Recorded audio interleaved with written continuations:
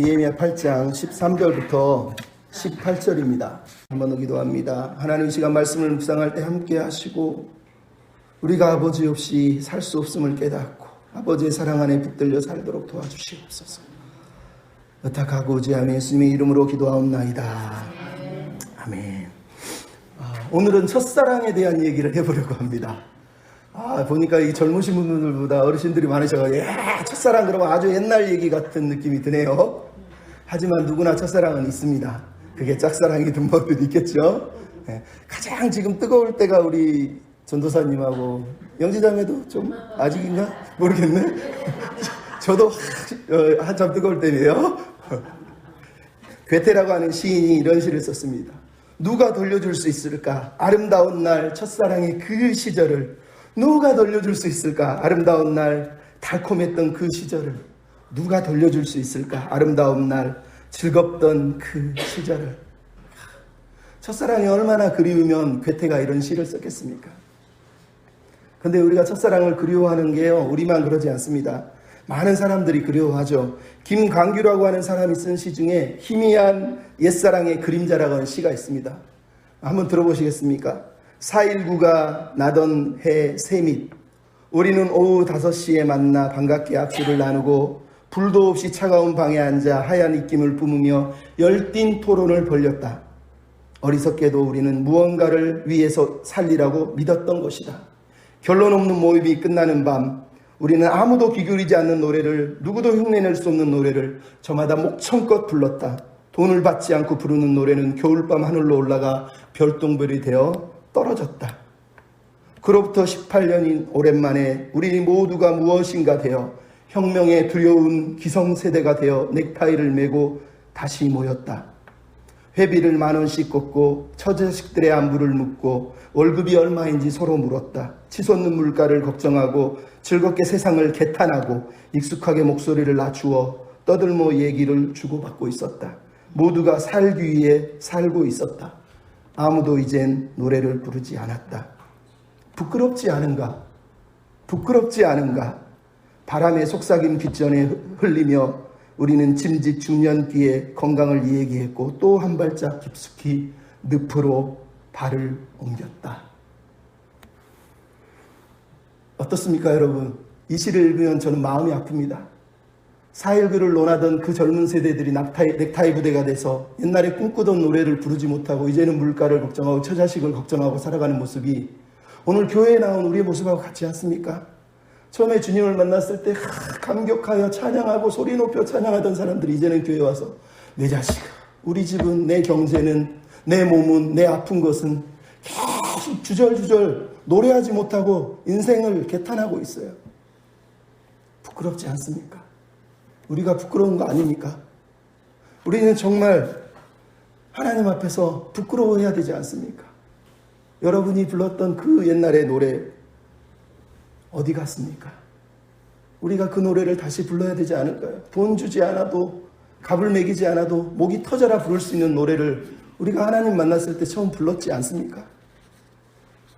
어떤 목사님이 부흥회를 갔는데 호텔을 잡아주기가 그래서 그 동네에 잘 사는 집사님 집에 목사님을 이렇게 모셨답니다. 근데 재밌는 게 부흥회가 끝나는 동안 남편은 교회를 안 오는 거예요. 집사인데. 그래서 어느 날은 마지막에 집을 떠나기 전에 집사님, 내가 부흥회를 인도하러 당신 교회에 왔는데 그래도 교회에 한 번은 와서 예배 드려야죠. 그랬더니 집사님이 그러더랍니다. 목사님, 저는 교회 가면 안 돼요. 목사님 부흥회 가면 내 은혜 받잖아요. 은혜 받으면 난 안 돼요. 내가 일하는 사람들이요, 술 팔고 나쁜 사람이 많은데요, 내가 은혜 받으면 장사를 못해요. 은혜 받으면 안 돼요. 이러더라는 거예요. 여러분 슬프지 않습니까? 교회는 나와 있는데 은혜 받는 게 두려워요. 하나님 만날까봐 무서워요. 그냥 내 삶은 그대로 살게 해주시고 가끔 와서 헌금 좀 드리고 섬기는 거 흉내 좀 내고 그리고 끝나고 싶은 거죠. 여러분, 이 사람은 사랑이 식어진 사람이에요. 우리도 마찬가지입니다. 어느새 우리가 세월이 흘러서 우리가 늪으로 계속 걸어서 들어가고 있어요. 늪에 들어가는지도 모르고 계속 무릎, 허리, 가슴, 목으로 차오는 그 죽음의 늪 안에서 우리가 그냥 파묻혀 들어가고 있는 거 아닙니까? 거기서 다시 나와야 돼요. 다시 옛사랑의 자리로 찬양하며 노래했던 자리로 나와야 됩니다. 어떻게 그럴 수 있습니까? 오늘 본문 1절에 우리가 13절 때 시작을 보면서 느끼는 거 이렇습니다. 다시 말씀으로 돌아가야 된다는 거예요. 그 늪에서 헤어나오는 길은 없습니다. 오직 하나, 하나님의 말씀을 붙드는 것밖에 없어요. 여러분 오늘 보면 13절 14절 내용이 뭡니까? 그 이튿날 무 백성의 족장과 제사장과 레위 사람들이 율법의 말씀을 알고 싶어서 학사 에스라에게 모여서 율법을 가르쳐달라고 얘기를 했다는 거예요. 그 이튿날, 그 전날 말씀을 6시간 듣고 감격하여 울고 회개했던 사람들이 그 이튿날 누가 시키지도 않았는데 이번에는 그 백성의 리더들이 다시 모여와가지고 에스라를 붙잡고 말씀 좀 가르쳐달라는 거예요. 여러분 시편 지난주에도 말했지만 주의 말씀이 내게 어찌 그리 단지요 내 입에 꿀보다 더합니다. 지금 이 사람들은 꿀맛을 본 거예요. 그 꿀맛을 보니까 백성의 리더들이라고 하는 족장들과 제사장들과 레위인들이 에스라에게 몰려와서 말씀을 가르쳐달라는 거예요. 말씀을 가르쳐달라는 거예요. 여러분 우리에게 이런 말씀의 사모함이 있습니까? 우리에게 이런 사모함이 없기 때문에 교회가 망하는 거예요. 여러분 말씀이 필요한데 말씀이 필요 없는 세상이 돼버렸어요. 제사장들, 족장들, 레위인들, 백성의 리더들에게 말씀이 가장 필요하다는 걸 그들이 느낀 거예요. 저 백성들보다 일하는 내가 말씀이 더 필요하다는 거예요. 근데 우리는 일하면서 나는 말씀 필요 없어. 나는 구원받았어. 나는 다 알아. 내가 목사인데, 내가 장로인데, 내가 사모인데, 내가 집사인데 난 필요 없어. 이러면서 그냥 사는 거예요. 여러분 지금 제가 말씀이 제일 필요한 사람이라는 거예요. 이 땅의 아버지들이, 이 땅의 어머니들이, 이 땅의 목사님들이, 이 땅의 사모님들이, 이 땅의 장로님들이, 이 땅의 권사님들이 제일 말씀이 필요한 거예요. 저 아이들보다 내가 먼저 필요한 거라는 거예요. 리더들이 그 말씀을 붙잡지 않고 리더들이 그 말씀 안에 못 사니까 무너지는 거 아닙니까? 우리에게 이런 말씀에 대한 사모함이 있어요. 어떤 목사님은 말씀을 가르칠 때 어떤 청년이 얼마나 사모했는지 말씀 설교가 끝나자마자 목사님은 달려와가지고 목사님 제발 내게 성경 공부 좀 가르쳐주세요 이랬다는 거예요. 그런 사모함이 있어야 되지 않습니까? 이번에 설날 갔다가 돌아오는데 평생 혼자 다니다가 처음으로 2명이 같이 한 6, 7시간 왔다 갔다 하는데 재밌더라고요. 근데 설교 말씀을 좀 감사한 게 제가 지난주에 했던 느헤미야 설교를 들려줬어요. 설교 말씀 듣더니 내가 이 말씀을 듣고 한 가지 다짐을 했어요. 뭐? 그랬더니 내가 이제 집에 가서 눈이 좀 안 좋으니까 성경 큰 글자 성경책을 사고 그 다음에 책도 열심히 읽어야 되겠어. 그래서 그래 그랬거든요. 근데 아니라니까 집에 가서요 딱 도착하자마자 책을 딱 꺼내더니 거기서 앉아서요 책을 예배에 관한 책을 막 읽는 거예요. 진짜로 책을 읽네요. 또 그럼 실천해야지 이러면서 말씀을 보고요 공부를 하더라고요. 와 너무 은혜를 받았어요. 은혜를 받았어요. 아무튼 여러분 우리에게 말씀을 사모하는 은혜가 있어야 돼요. 성경은 우리에게 계속 말하잖아요. 말씀 우리 영혼의 양식이고 우리 삶의 기초고 우리 생명의 길이라는 거예요. 욥이 그 고난 가운데 그 고통 가운데 욥기서에 보면 욥이 뭐라고 그런 줄 아세요? 나의 가는 길을 그가 하시나니 그가 나를 단련한 후에 내가 순금같이 나으리라. 그렇게 고백해놓고 그 다음에 뭐라고 그런 줄 아세요? 내가 그의 입술의 명령을 어기지 아니하고 정하는 음식보다 그 입의 말씀을 귀히 여겼도다. 여러분 그 고난 속에서 단련하시는데 어떻게 단련하신다고 욥은 믿어요? 말씀으로 단련하신다고 믿어요. 말씀을 먹으면서 단련된다고 믿고 있는 거예요. 여러분 우리가 고난당하고 힘들 때마다 말씀을 저버리는데 어떻게 단련이 됩니까? 이쯤이면 괜찮아, 이 정도면 괜찮아, 내가 장로인데, 내가 족장인데, 내가 제사장인데 여러분 못 사는 겁니다. 우리는 계속 말씀이 고픈 사람이 돼야 돼요. 오늘 본문의 리더들이 그러고 있다는 게 감사하지 않습니까? 이들을 볼 때 우리가 부끄럽지 않습니까? 김광규 시인의 그 얘기처럼 부끄럽지 않은가? 부끄럽지 않은가? 귀에서는 계속 부끄럽지 않냐고 들려오는데 그거를 뒤로 하고 또다시 늪으로 걸어갔다는 거예요. 매일 설교를 듣고 매주 설교를 듣는데 부끄럽지 않니? 부끄럽지 않니? 그 설교를 듣고도 또다시 뒷전으로 흘려버리고 또 늪으로 걸어가고 있다는 거예요. 그게 우리의 슬픔 아니겠습니까? 다시 말씀을 붙잡아야 돼요. 어느 교회에 말씀을 향한 고백들이 이렇게 써 있었습니다. 따라서 합시다. 하나님은 나를 사랑하십니다. 나는 그 사랑 안에 있습니다. 하나님은 나에게 오늘 말씀하실 것입니다. 그 말씀에 능력이 있습니다. 그 말씀에 생명이 있습니다. 들은 만큼 변합니다. 들은 만큼 행복합니다. 어떤 교회에서 교인들한테 이거를 탁 띄워놓고 다 같이 읽읍시다 그러면서 우리는 들은 만큼 변하고 들은 만큼 행복이 여러분 들어야 됩니다. 들어야 됩니다. 이러면 강구를 하더라고요. 아, 그렇구나. 여러분, 교회는 들어야 돼요. 이 사람들이 어떻게 이 리더들이 변했냐고. 6시간 동안 말씀을 가르치니까 자기들이 스스로 찾아와서 이제는 말씀을 가르쳐달라고 얘기하는 거예요. 감사한 거 아닙니까? 나아가서 말씀을 들은다면 말씀으로 이제 우리 삶을 점검해야 된다는 거예요. 오늘 본문에 나온 14절 16절의 내용이 뭡니까? 율법의 말씀, 기록된 말씀을 본즉, 이 히브리어 단어는 마차라고 그럽니다. 원래 히브리어 중에 보다란다, 라아는 그냥 눈으로 이렇게 보는 거예요. 근데 마차는 뭐냐? 찾아내다. 마치 보물찾기 하듯이 찾아냈다는 거예요. 얼마나 말씀이 신기하고 재밌으면 막 말씀을 통해서 그거를 탐구하고 찾았다는 얘기를 하는 거예요. 그렇게 말씀을 찾아내서 본즉 거기에 모세가 초막절을 지키라고 했다는 것을 발견한 거예요. 아, 말씀을 보니까 하나님의 백성은 초막절을 지켜야 되는구나 라고 하는 삶의 적용의 구절이 등장했다는 거예요. 그들이 이전에도 초막절을 알았겠죠. 내가 들은 적은 있었겠죠. 하지만 초막절이 무언지를 삶으로 한 번도 직접 체험해 본 적이 없어요. 근데 예수라와 함께 성경을 공부하다 보니까 초막절이라는 게 어떤 건지를 성경을 통해서 다시 점검한 거예요. 우리식으로 말하면 그동안 예배 드렸는데 예배가 뭔지를 모른 채 예배를 드린 거예요. 그동안 헌금했는데 헌금의 의미가 뭔지를 모른 채 헌금한 거예요. 그동안 섬겼는데 섬기는 게 왜 무엇 때문인지 모른 거예요. 그러다가 이제 깨달았다는 거예요. 그래서 이제 말씀대로 섬겨보자, 말씀대로 예배하자, 말씀대로 기도하자, 이런 것처럼 말씀대로 초막절을 지키기로 지금 결단을 했다는 거예요. 감사한 거거든요. 여러분, 말씀에 젖으면 말씀이 나를 치료할 뿐만 아니라, 우리가 히브리서 말씀이 그러잖아요. 내 관절 골수를 쪼개고 마음과 생각까지 찔러 쪼개는 거예요. 말씀이 나를 찔러 쪼개고 내 삶을 점검하고 내 삶을 헤집어서 내가 하나님 뜻대로 사는지 뚫어지게 쳐다보라고 말씀하시는 게 성경의 말씀이라는 거예요.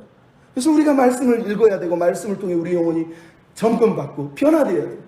나는 괜찮다고요. 그 누구도 말씀 앞에 괜찮은 사람이 없습니다. 그 누구도 안전한 사람이 없어요. 저도 마찬가지. 목사든 그 어떤 목회자도, 세상에서 가장 큰 교회를 하는 목사도 말씀 앞에 한 사람도 멀쩡하고 안전한 사람이 없어요. 말씀이 그 사람의 심령, 관절, 골수, 생각, 마음을 다 쪼갤 거거든요. 우리가 쪼개을 받지 않는 건 내가 교만하기 때문에, 내가 듣고 싶지 않기 때문에, 나는 다 아는데, 나는 괜찮은데, 이 말씀은 저 사람들이 들어야 된다고 생각하기 때문에 은혜가 없는 거라는 거예요. 교회가 사는 건 딴 사람 탓하면 안 돼요. 내가 들어야 돼요. 내가 하나님 말씀 앞에 서지 않으면 살 수가 없다는 거예요. 우리에게 그런 사모함이 있었으면 좋겠습니다. 그렇게 말씀을 지키고 나니까 17절부터 18절에 뭡니까? 말씀의 순종이 얼마나 큰 기쁨을 주는지 백성들이 초막을 짓고 나서 17절에 보니까 크게 기뻐하면서 8일 동안을, 7일 동안이지만 8일 마지막 성회까지 해서 8일 동안을 다시 축제를 벌이면서 말씀 공부를 하고 있다는 얘기를 우리가 지금 듣고 있는 거예요. 말씀으로 돌아가고 말씀이 나를 점검하니까 말씀이 주는 기쁨이 얼마나 컸는지 이들이 기뻐서 8일 동안 성회를 열고 기뻐하고 말씀을 배우고 있다는 거예요. 근데 그 앞에 뭐가 나왔습니까? 사로잡혀갔다 돌아온 회중이 다 초막에 거했다고 얘기하고 있어요. 지난번에 말했지만 이 초막절의 의미가 그래서 중요한 거예요. 왜냐하면 사로잡혔다가 돌아왔다라는 이 단어를 굳이 쓰는 이유는 하나님이 이스라엘 백성을 출애굽시켰을 때 그 1세대와 지금 2세대 바벨론 포로에서 돌아온 사람들을 똑같이 다시 하나로 통일시켜서 너희들이 내 꿈과 비전을 가지고 살아낼 내 백성이고 내 자녀라는 걸 강조하기 위해서 이 구절을 쓰고 있는 거예요. 그러면 그들은 다시 돌아와서 말씀 앞에서 초막 안에 거하면서 하나님의 사랑과 하나님의 은혜를 경험하는 자리로 지금 말씀을 붙들다 그 앞으로까지 나오고 있는 걸 우리가 보게 되는 거예요. 그럼 말씀을 읽으면 말씀이 나를 끄집어서 어디로 데려갑니까? 첫사랑의 자리 십자가 아래로 우리를 끌고 가는 거예요. 말씀을 읽고 묵상하면 결국은 내가 하나님의 사랑 앞에 설 수밖에 없어요. 그때 우리가 고백할 수 있어요. 그 누구도 그리스도의 사랑에서 우리를 끊을 수가 없다. 그리스도의 사랑이 넉넉히 이기게 한다는 거예요. 여러분, 오늘 본문의 초막절의 이야기가 바로 그 이야기예요. 왜 느헤미야는 갑자기 여기서 초막절 이야기를 하고 있겠습니까? 왜 초막절이냐고요? 물론 지난주에도 얘기했죠. 나팔절이 끝나면 10일 후에는 대속절이 있고 그 다음에 15일부터 22일까지 초막절이 있습니다. 근데 이 사람들은 지금 딱 이틀밖에 안 됐는데 갑자기 초막절에 대해서 말씀을 공부하다 보니까 깨닫게 돼요. 그리고 나서 15일 동안 집에서 초막절을 준비하고 예루살렘으로 몰려와서 지붕이든 어디든 광장이든 뜰이든 거기에 초막을 짓고 이제 15일부터 22일까지 초막절 행사를 이 사람들이 지금 짓고 있다는 거예요. 근데 이 주제의 핵심은 8장, 9장의 핵심은 주어가 다 뭇 백성이란 말이에요. 뭇 백성. 누가 시킨 게 아니라 그들이 하나님의 백성들이 사모해가지고 나와서 초막을 짓고 거기서 하나님의 말씀을 묵상했다는 얘기를 지금 하고 있는 거예요. 왜 느헤미야가 초막절 얘기를 바로 이 이야기 다음에 끄집어 놓고 있냐는 거예요. 그게 바로 중요하다는 거예요. 왜? 그들이 은혜를 받았고 말씀을 붙잡아서 말씀의 백성으로 되기를 원하는 그들에게 그리고 우리에게 들려주는 거예요. 말씀을 사모하는 사람들이 말씀을 붙들면 가야 될 첫 번째 자리가 있다는 거예요. 그 자리가 바로 초막이라는 거예요. 초막이 어디냐? 하나님의 백성들이 어떤 백성이 되고 어떤 존재가 돼서 어떻게 살아야 될지를 가르쳐주는 자리가 바로 그 초막절 현장이라는 거예요. 그래서 거기 초막절 자리로 백성들이 들어갔다는 얘기를 우리에게 들려주고 있는 거예요. 여러분, 우리도 그들이 누렸던 기쁨을 누려야 되지 않겠습니까? 대체 어떤 기쁨을 누렸을까요? 무엇 때문에 하나님은 그들을 다시 초막으로 부르고 있을까요? 그들에게 하나님이 요구하시는, 하나님이 기뻐하는 그 하나님의 백성은 어떤 백성이겠냐고요. 이스라엘 백성들은 다시 처음부터 시작해야 됐다는 얘기예요. 초막에 들어가서 초막에서 하나님이 그들을 어떻게 사랑하셨는지를 다시 들어야 됐다는 얘기를 하고 있는 거예요. 여러분, 우리가 찬송가 중에 내 영혼이 은총 입어 한 다음에 뭐라 그래요? 초막이나 궁궐이나. 근데요, 초막절은요 궁궐은 없어요. 하나님이 우리를 부르시는 자리는 초막이에요. 광야예요. 궁궐에서요 웃기는 소리라고 그래요. 초막으로 먼저 가야 됩니다. 거기서 하나님이 나를 사랑하신 자리에서, 그 고난의 자리에서, 슬픔의 자리에서 우리가 하나님을 만나는 거예요.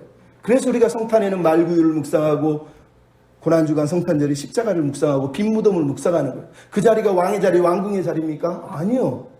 그분이 어떻게 나를 사랑하셨는지를 보여주는 자리예요. 낮아지시고 깨어지시고 무너지시고 아파하셨던 그 자리로 우리를 데려가는 거라는 거예요. 하나님이 그들에게 초막절을 지키게 하신 이유는, 성령으로 감동하게 하신 이유는 그들이 무언가를 잊어버렸다라는 거예요. 그 잊어버린 그것들을 하나님은 다시 회복시키기 위해서 이 사람들을 초막절 자리로 불러 모으고 있는 거예요.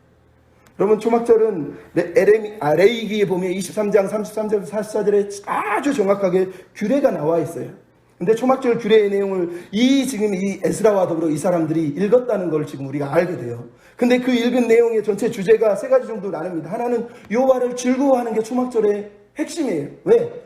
초막절은 여호와의 절기, 여호와의 성회라는 거예요. 그거를 무려 3번이나 여호와의 절기다, 여호와의 절기다, 여호와의 절기다. 레위기 23장에 보면 33절부터 44절에 쭉 나와 있어요. 그러면서 여호와를 즐거워하라고 23장 40절에 말을 하고 있다는 거예요.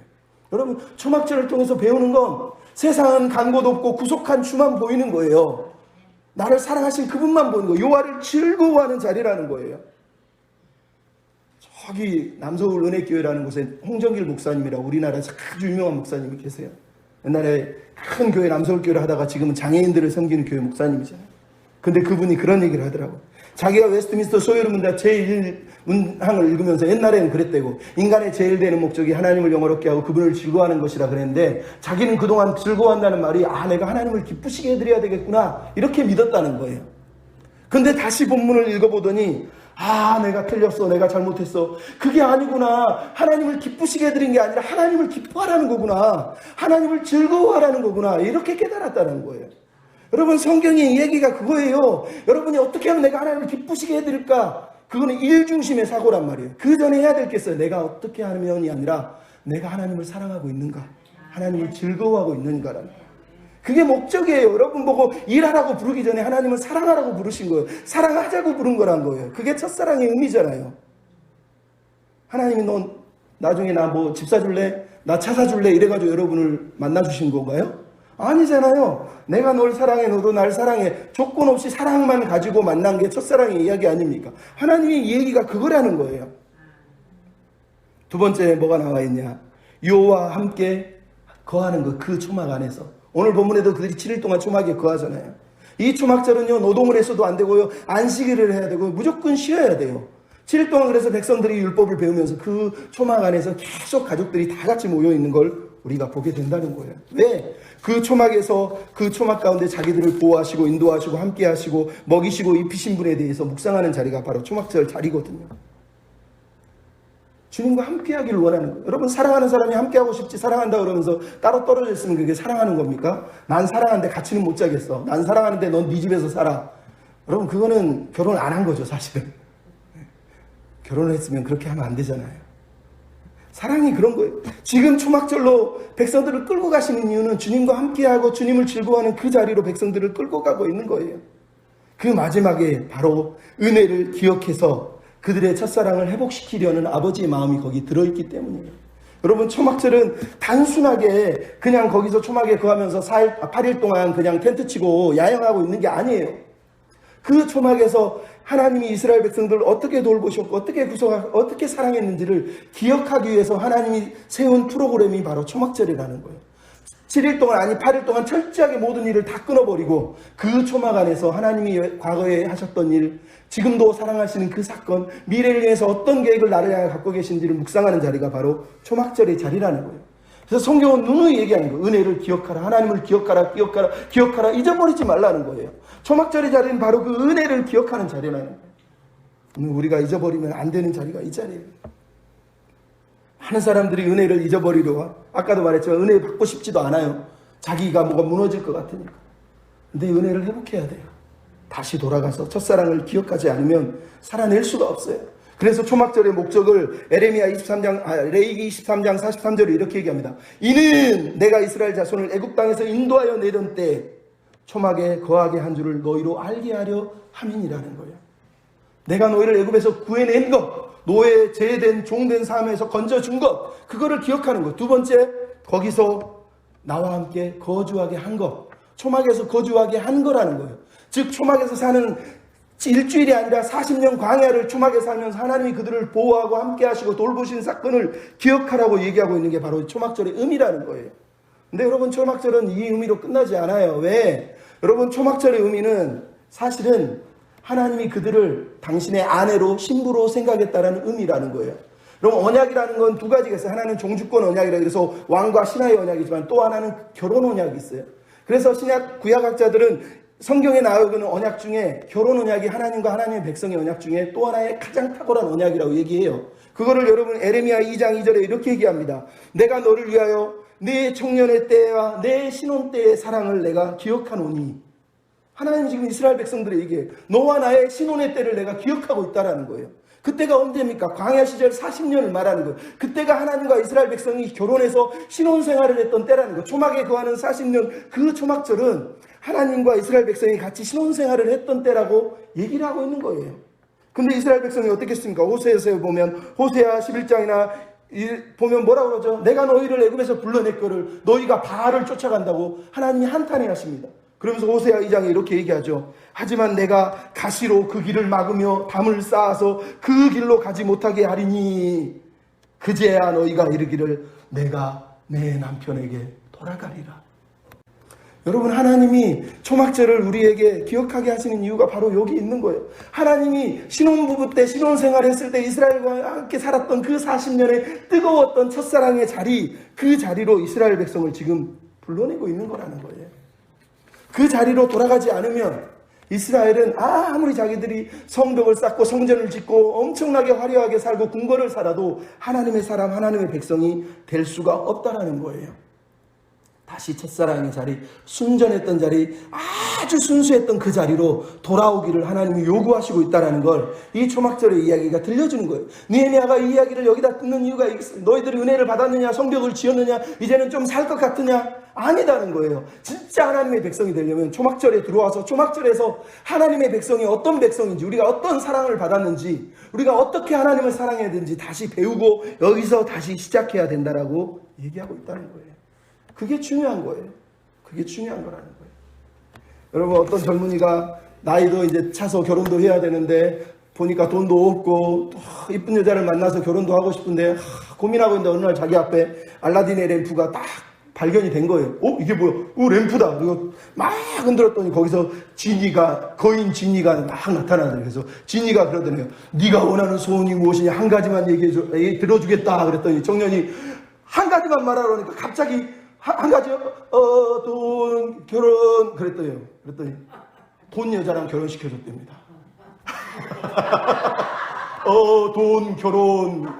돈 여자랑 결혼해. 제가 빠뜨려요. 중간에 여자가 들어있어요. 돈, 여자, 결혼. 네. 여러분, 농담이지만 하나님이 우리에게 요구하시는 게 뭐겠습니까? 돈도 원하고 여자도 원하고 다 원하고? 아니요. 사랑을 원하십니다. 사랑. 돈 여자랑 결혼하지 마시고 하나님의 사랑을 붙들어야 돼요. 그게 초막절이 우리에게 던져주고 있는 이유예요. 여러분, 우리가 미운 오리 새끼라고 아주 유명한 동화 아시잖아요. 근데 거기에 나오는 오리 한 마리가 어떻습니까? 남들은 꽥꽥 하는데 자기는 꽉꽉꽉. 그래서 계속 왕따를 당하고 미움을 당해서 어느 날 내 인생은 무가치하구나. 나는 진짜로 잘못 태어났나 보다. 나는 불쌍해. 그러고 있는데 어느 날 혼자 조용히 이렇게 그 강가를 걸어가는데 저 위에서 어떤 새들이 꽉꽉꽉 날아가는 걸 보고 나랑 똑같이 우네? 봤더니 자기는 백조였다는 거예요. 오리 새끼가 아니었다는 거예요. 여러분, 지금 하나님이 초막절에 우리를 데려오셔서 하시는 얘기가 그 얘기예요. 너희들은 저 오리 새끼들처럼 저기서 바알 섬기면서 돈, 결혼, 돈, 여자, 세상 섬기면서 사는 사람이 아니라 하나님의 백성, 하나님의 비전의 백성, 하나님의 꿈의 백성으로 살아야 된다라고 얘기를 한 거예요. 그래서 초막절로 데려가신 거예요. 그래서 이스라엘 백성들은 초막절이 될 때마다 항상 지난번에 얘기했던 무려 7일 동안, 사실은 8일 동안이지만 매일 했던 행사가 있어요. 초막절이 되면 아침에 일찍 일어나 제사장이 기온샘에서 나중에 실로암샘으로 옮겼지만 실로암샘에서 물을 떠다가 백성들과 함께 호산나 노래를 부르면서 제단에 가서 제단에 물을 붓고 제단을 한 바퀴 돌면서 이 기쁨의 구원의 우물문에서 기쁨으로 물을 기르리로다 그러면서 물을 기르면서 하나님이 광야에서 자기들의 생명의 생수의 근원이었던 걸 기억해요. 그리고 7일째는 7바퀴를 돌면서 그 일을 해요. 그게 초막절에서 가장 중요한 거예요. 왜? 초막절은 말 그대로 이제 이스라엘 백성들이 모든 농사를 마치고 새해를 맞아서 신년을 준비하는 해이기도 하지만 이른 비와 늦은 비가 내리지 않으면 이스라엘 백성은 살 수가 없는데 하나님이 이른 비와 늦은 비를 안 내려주시면 살 수 없는 땅이 바로 가나안 땅이라는 거예요. 그래서 이스라엘 백성은 가나안 땅에 있으면서 항상 초막절을 지켰어요. 다른 땅에 살면 이른 비와 늦은 비 걱정할 게 없어요. 이른 비와 늦은 비는 많이 내리는 게 아니라요. 11월에 잠깐, 4월에 잠깐, 11월에 이른 비가 내리고 그 다음에 4월 달에 마지막으로 늦은 비가 내리는 거예요. 그 비가 없으면 중간에 아무리 강수가 있고 폭풍이 내리치고 홍수가 나도 이른 비와 늦은 비가 없으면 이스라엘 백성은 살 수가 없어요. 이른 비와 늦은 비가 농사를 질 때 가장 중요한 비예요. 그 다음에 12월부터 4월 사이에 있는 비들은 그냥 소나기예요. 장맛비예요. 이스라엘에게 생명이 되는 비는 이른 비, 늦은 비, 많지도 않은 비예요. 근데 이른 비와 늦은 비를 하나님 뭐라고 그래요? 때를 따라 내려주신다는 거예요. 이 때라고 하는 단어가 히브리어로 에트인데 이게 원래 아나라고 하는 히브리어에서 아나가 뭐냐? 대답하다라는 뜻이에요. 대답하다. 즉 하나님의 백성들을 하나님이 응답해 주시지 않으면 살 수 없는 백성이라는 거. 하나님이 응답해 주시는 땅에서 살고 있다는 거예요. 왜 하나님이 그들을 가나안 땅에 심었느냐? 하나님이 비를 내려주시지 않으면 못 사는 백성으로 하나님만 의지하고 살라고 그 땅에 심으셨다는 게 성경이 강조하고 있는 거라는 거예요. 그래서 이른 비와 늦은 비의 축복을 받으라고 얘기한 거예요. 그게 바로 그들이 물을 붓는 이유예요. 우리는 여전히 하나님 없이는 못 삽니다. 하나님만 우리 인생의 생수의 근원이십니다. 고백하는 게 바로 이 초막절 행사라는 거예요. 근데 여러분, 왜 이스라엘 백성들이 바벨론 포로로 끝내갔습니까? 예레미야는 이렇게 선언합니다. 그러므로 내가 너희와 싸우고 너희 자손들과 싸우리라. 너희는 저기 기띔섬에 가서 물어보고 계단에 가서 사람을 보내서 물어봐라. 어느 나라가 그 신이 아닌 신들에게 신과 바꾼 사람이 어디가 있느냐? 너희에게 두 가지 나쁜 짓을 저지른 걸 내가 심판하겠는데 하나는 생수의 근원인 나를 버린 것과 터진 웅덩이를 너희들이 사모한 것이라고 얘기해요. 무슨 얘기인지 알겠습니까? 초막절 얘기를 하는 거예요. 하나님이 초막절을 통해서 그들에게 계속 강조하는 거예요. 내가 생수의 근원이다. 내가 생명의 근원이다. 나 없이는 너희가 못 산다는 거예요. 근데 이스라엘 백성들이 하나님 비 조금 주는 거 싫은데 우리는 저기 가서 나일강이나 아니면 저 블레셋처럼 풍성한 걸 누리고 싶어요. 그러면서 생수의 근원된 하나님을 버려버리고 터진 웅덩이를 팠다라는 거예요. 터진 웅덩이. 아무리 물을 불어도 계속 물이 새나가는 웅덩이. 그게 우리 인생 아닙니까? 하나님이 그런 인생을 사는 우리를 보고 너무 아프셔서 초막절로 돌아오라는 거예요. 초막절로. 그래서 여러분 스가랴 14장에 보면 하나님이 마지막 날에 마지막 비전이 뭔지 아십니까? 그날의 마지막 날에 하나님이 왕으로 돌아오실 때 그날에 초막절을 열 텐데 모든 민족이 돌아와서 나에게 초막절 행사에 참여해서 초막절에 하나님을 예배할 거라는 거예요. 그때 초막절에 올라오지 않은 사람들에 내가 재앙을 내리고 비를 내리지 아니하고 그들을 벌할 것이라고 스가랴 14장은 얘기하고 있어요. 여러분, 하나님의 비전이 그거예요. 초막절이 뭐예요? 모든 백성들이 다시 하나님을 왕으로 고백하고 하나님 앞에 엎드려 경배하면서 하나님 없이는 살 수 없습니다. 하나님만이 우리 인생의 주인이십니다. 하나님만이 내 첫사랑입니다 라고 하는 고백을 드리기를 원해서 하나님이 그날에 초막절을 여실 거라는 거예요. 근데 그때 그 초막절에는 가나안 사람은 아무도 없을 것이다 라고 스가랴 14장 21절에 얘기해요. 가나안 사람이 누굽니까? 말 그대로 우상을 숭배하는 사람, 하나님과 바알을 동시에 섬기는 사람들, 두 신을 마음에 섬기고 있는 두 마음을 가진 사람들을 얘기하는 거예요. 그런 사람들은 그 초막절 하나님의 잔치에 들어올 수 없다고 말씀하고 있는 게 성경의 얘기예요. 근데 여러분, 우리가 알잖아요. 이 얘기를 누가 성취했습니까? 요한복음에 보면 초막절 마지막 날에 예수님이 명절 큰 날 초막절 마지막 날에 서서 뭐라고요? 누구든지 목마르거든 내게로 와서 마셔라. 나를 믿는 자는 성경 이름과 같이 그 배에서 생수의 강이 흘러넘칠 거라는 거. 여러분, 예수님이 초막절에 왜 초막절을 하나님이 만드셨는지, 무엇이 초막절의 이유인지를 보여주는 거예요. 내가 초막절의 주인이라는 거예요. 초막절에 그 생명의 근원, 생수의 강, 생명의 샘물이 자기라고 지금 말하는 거예요. 예수님을 붙들면 예수 때문에 우리 안에 생수가 터진다라는 거. 우리 영혼이 예수님을 만나면 예수 안에서 기쁨이 넘칠 거라는 거예요. 그래서 우리가 찬양하는 거예요. 예수 때문에, 예수 때문에, 예수 때문에. 왜? 그 성령, 예수님이 말씀하신 게 뭐라 그러죠? 요한복음은 성령이라고 얘기해요. 성령. 성령을 가리킨다. 근데 성령이 하는 일이 뭐예요? 요한복음은 성령은 그 말씀을 생각나게 하시는 분이라고 얘기해요. 에베소서는 너희가 성령의 충만함을 받으라 얘기합니다. 근데 그 구절을 골로새서 똑같은 편지는 이렇게 얘기해요. 성령의 충만함을 받으라는 단어를 쏙 빼놓고 거기다 뭘 집어넣냐면 너희 안에 그리스도의 말씀이 풍성히 거하여 빛과 지혜로 가르치고 권면하라고 얘기하고 있어요. 여러분, 이게 무슨 얘기인지 알겠습니까? 내 배에서 생수의 강이 터지는 건요, 내가 어디서 가서 산에서 불 받으라는 얘기가 아니에요. 내 안에 말씀이 충만해서, 그리스도의 말씀이 내 안에 풍성해서 그 말씀이 터져 나오는 걸 얘기하는 거예요. 그 말씀으로 사는 걸 얘기하는 거예요. 그게 바로 성령의 충만함, 생수의 강이라고 말하는 거라는 거예요. 성경이 우리에게 말씀하고 있는 거예요. 우리는 지금 그 초막절의 백성이라는 거예요. 근데 우리가 생수의 근원 대신 예수님을 붙들고 있으면서도 여전히 터진 웅덩이를 붙잡고 살고 있다면, 아니, 생수의 근원은 예수님마저 의지하지 못하고 매일 예배 시간마다 나와서 시름시름 앓으면서 하나님 기도해도 안 들어주시네요. 찬양해도 도와주시지 않네요. 하나님 도움이 안 되세요. 오늘도 집 걱정하고 돈 걱정하고 세금 걱정하고 심지어 코로나 걱정하고. 생수의 근원이 예수님이라는 거예요. 그분이 초막절을 통해서 장차 이 땅에 우리의 영혼을 해결하실 분, 우리의 목마름을 치료하실 분, 예수 그리스도라는 걸 오늘 우리에게 보여주면서 첫사랑을 회복시켜 그 결혼 때, 신혼 때의 첫사랑의 자리로 이스라엘 백성을 불러내고 있는 거예요. 그분이 구약에서는 출애굽을 위해서 어린 양을 잡고 문설주에 피를 바르시고 또는 넘어가는 곳에 피를 바르신 분이 바로 하나님의 사랑 아닙니까? 광야에서 40년 동안 먹이고 입힌 분이 하나님 아닙니까?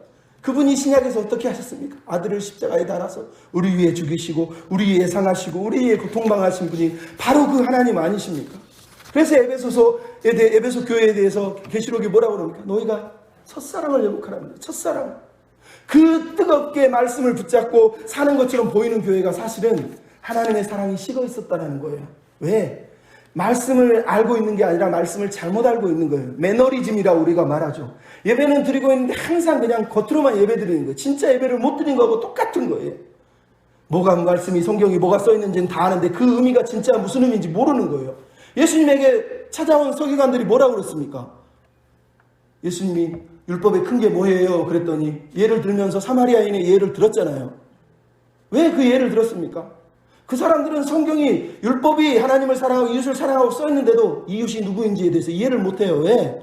하나님의 사랑을 진짜 이해를 못하는 거예요. 하나님 사랑과 이웃 사랑은 경쟁하는 게 아니에요. 하나님 사랑은, 이웃 사랑은 하나님 사랑 없이는 못 살고요. 하나님 사랑이 있어야지 이웃 사랑이 나타나는 거라는 거예요. 두 개는 같이 가야 되는 거예요. 근데 이 에베소 교회 교인들은 이단과 싸우다 보니까 다 교회에서 감찰관, 경찰이 됐어요.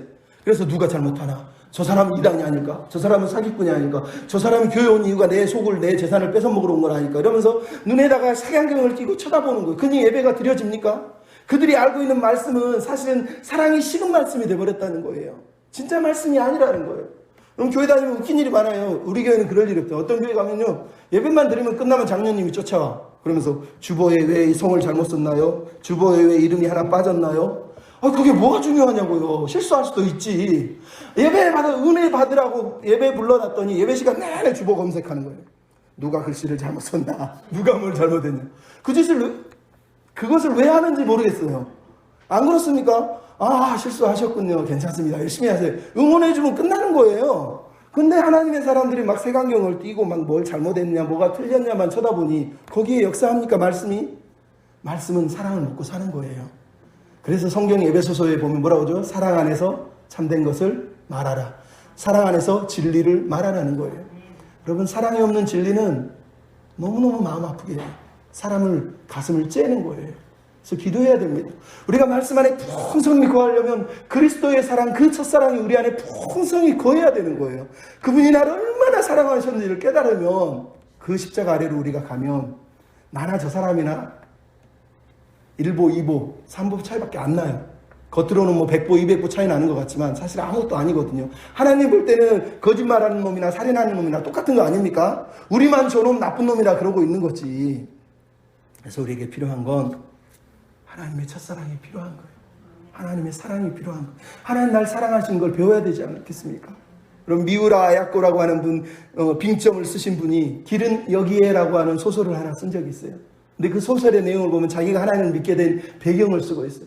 이 사람은 일본에서 초등학교 교사로 열심히 교사 사역을 했는데 어느 날 일본에 전쟁이 터져가지고 교사직을 그만두게 돼요. 그리고 일본이 폐허가 됩니다. 근데 그동안은 천황을 신으로 믿던 이 사람들이 너무너무 처참하더라는 거예요. 뿐만 아니라 나중에 보니까 그동안 믿었던 가치관이 다 사라져서 아이들이 더 이상은 과거의 교과서 이런 거 쳐다보지도 않더라는 거예요. 나아가 기독교라고 하는 새로운 이념이 들어왔는데 사람들이 기독교를 향해서 쫓비쫓비 쫓아가더래요. 그걸 보면서 이 사람은 기독교에 대해서 고민하고 있는 게 아니라 자기가 그동안 가르친 게 다 가짜라는 생각이 들어서 자기 인생을 허비했다. 충격을 받아가지고 교사직을 간두고 떠납니다. 시골에 들어가요. 근데 시골에 들어가자마자 폐결핵이 걸려요. 신종 코로나보다 더 이상한 폐결핵이 걸려서 시름시름 앓으면서 죽어가는 거예요. 그래서 내 인생은 헛살았어. 여자분이 그러고 있는 거예요. 근데 자기 동네의 소꿉친구인데 하나님을 믿는 마에카와 다다시, 어려워. 다다시라고 하는 친구가 찾아와서 너 왜 그렇게 사니? 하나님을 믿어봐. 하나님이 계셔. 무슨 하나님이야? 거짓말 치지 마. 하나님이 어디 있어? 아니, 하나님을 믿어봐. 매일 찾아와서 하나님을 믿으라는 거예요. 어느 날 또 만났는데 자기 앞에서 갑자기 돌을 들어서 다다시가 자기 발을 막 돌로 찍은 거예요. 깜짝 놀라. 너 왜 그래 그랬더니 네가 이렇게 허무하게 사는 게 나는 너무너무 안타깝다. 하나님이 계신데 너 왜 그렇게 사니? 충격을 받은 거예요. 어떻게 자기 몸을 돌로 찍어가면서 하나님을 소개하냐고요. 그래서 미우라 아야코라고 하는 이 여자분이 거기서 충격을 받아요. 그리고 나서 성경을 처음으로 읽기 시작해요. 성경을 읽다 보니까 하나님이 전도서에 인생은 헛되고 헛되다 써있는 걸 보면서 하나님 없이는 살 수가 없구나. 그러면서 한번 속는제 치고 예수를 믿어보자. 그러면서 그때부터 교회를 처음 발을 디뎌놓기 시작해요. 근데 얼마 안 있다가 자기 친구 다다시가 자기랑 똑같은 폐결핵에 걸려서 먼저 죽어버려요. 근데 죽기 전에 유서에 이렇게 써 있어요. 네 인생이 얼마나 사는 게 괴롭고 힘든지 나도 안다. 하지만 인생이 수수께끼 같더라도 멈추지 마라. 하나님을 의지하고 살아라. 이러면서 유서를 자기한테 써놓고 죽은 거예요. 이렇게까지 나를 사랑하는 사람이 있구나. 그렇다면 나도 이 남자의 약속을 기억하고 하나님을 제대로 믿어보자. 그리고 성경을 다시 한번 폈는데 요한 1서 4장을 읽다가 깜짝 놀랐어요. 하나님이 어떻게 너희를 사랑하셨는지. 하나님이 아들을 주시기까지 너를 사랑했다. 하나님은 사랑이시다. 그 구절을 읽고 이 여자가 거기서 꼬꾸라집니다. 그러면서 내가 그동안 계속 하나님을 찾는다고 말하면서 사실은 찾고 있는 게 아니었군요. 이제 내가 하나님을 찾습니다. 내가 진짜 하나님을 찾습니다. 그러면서 하나님의 사랑 앞에 무너집니다. 그리고 쓴 책 제목이 길은 여기에라는 거예요. 그럼 계속 늪으로 걸어가도 못 살아난 그 인생이 하나님의 사랑을 깨달으니까 그 헌신적인 남자의 사랑뿐만 아니라 자기를 위해 죽으신 아들의 사랑, 하나님 아버지의 아들의 사랑을 깨달으니까 다시 돌아온 거예요. 그 하나님이 오늘 우리에게도 얘기한 거예요. 다시 돌아와라. 내 사랑으로 돌아오라는 거예요. 여러분, 이 사랑은 그래서 변치 않는 사랑이 돼야 됩니다. 여러분, 사랑이 변하면 되겠습니까? 사실은 안 변해야죠. 근데 우리는 세월을 버티다가 세월의 무게 가운데 너무너무 많이 변해버려요. 사는 길이 여기 있는데, 우리가 살아야 될 이유가 여기 있는데, 요한일서는 하나님 우리를 어떠한 사랑으로 사랑했는지 너희가 알지 않느냐. 하나님은 사랑이다. 계속 사랑이다 얘기하는데 우리의 사랑이 변해간다라는 거예요. 슬프지 않습니까? 다시 아버지의 사랑 앞으로 돌아와야 됩니다. 그분이 얼마나 날 사랑하셨는지, 얼마나 날 위해 희생하셨는지를 생각해보고 우리가 그 사랑을 꽉 붙잡아야 돼요. 제가 좋아하는 시 중에 황동규 시인의 즐거운 편지가 있습니다. 한번 읽어드릴게요. 내 그대를 생각하면 항상 그대가 앉아있는 배경에서 해가 지고 바람이 부는 사소한 일일 것이나 언제나 그대가 한없이 괴로움 속을 헤매일 때 오랫동안 전해오던 그 사소함으로 그대를 불러버리라. 여러분, 그 뒷구절도 있지만 저는 이 사소함으로, 그 사소한 일로 날마다 너를 기억하고 불러보겠다는 이 말이 너무 좋습니다.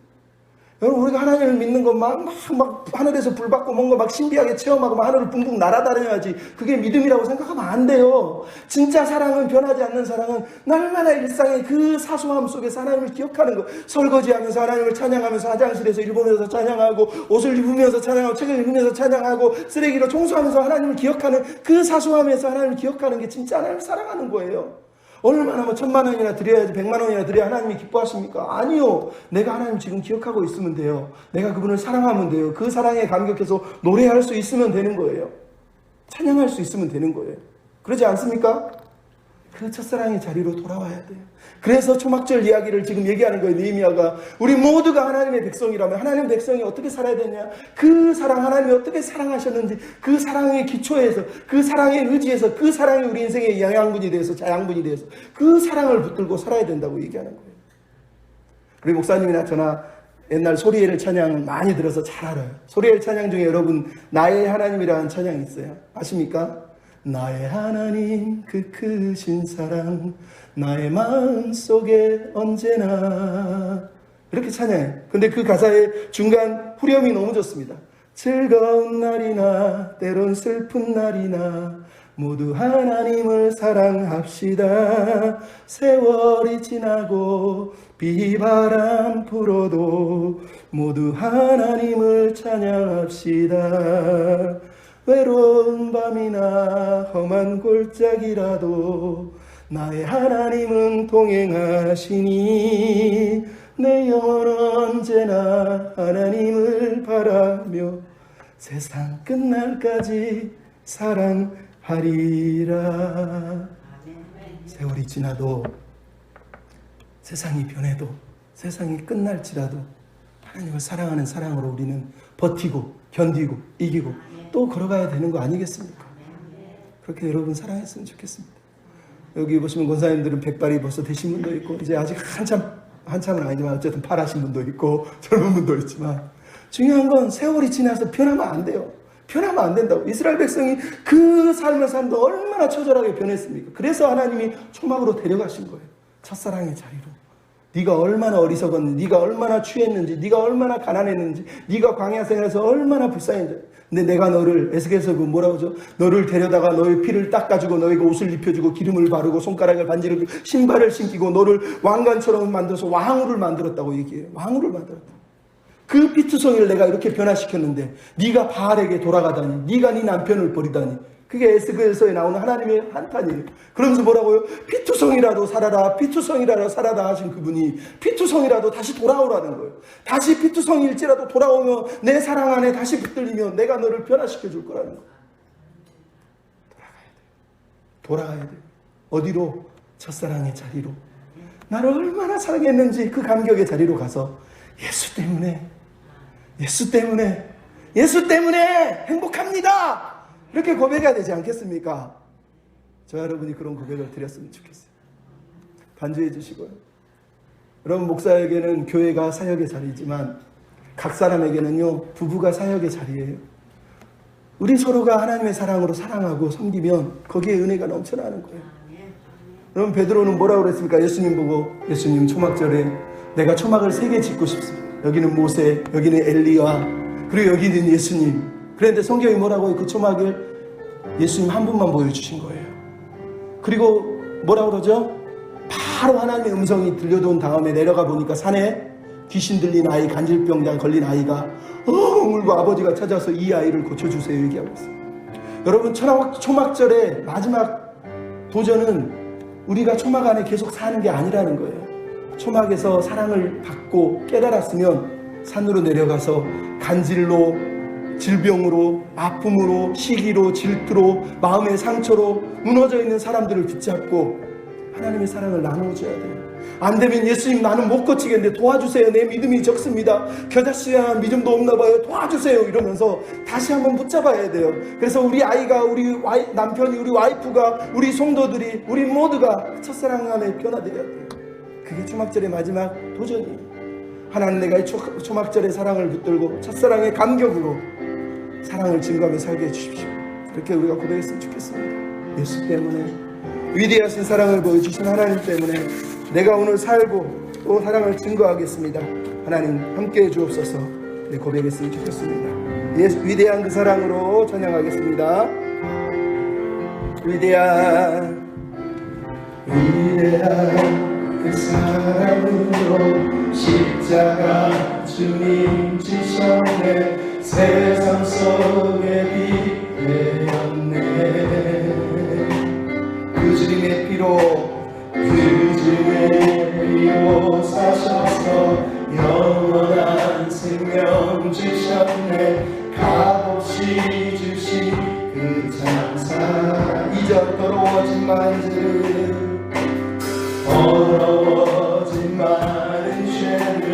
그 피로 대속하셨네.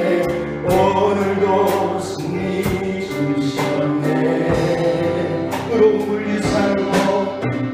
의로운 물류산으로 주 약속대로 주셨네. 날마다 함께 하시네.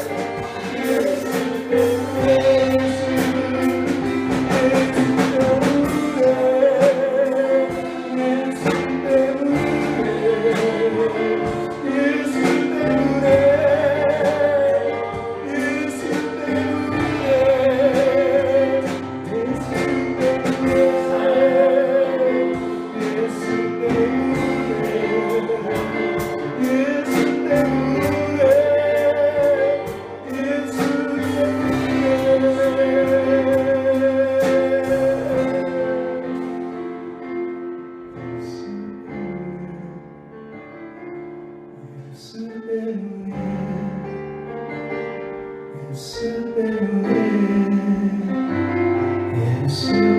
우리 눈을 감고 노래합니다. 예수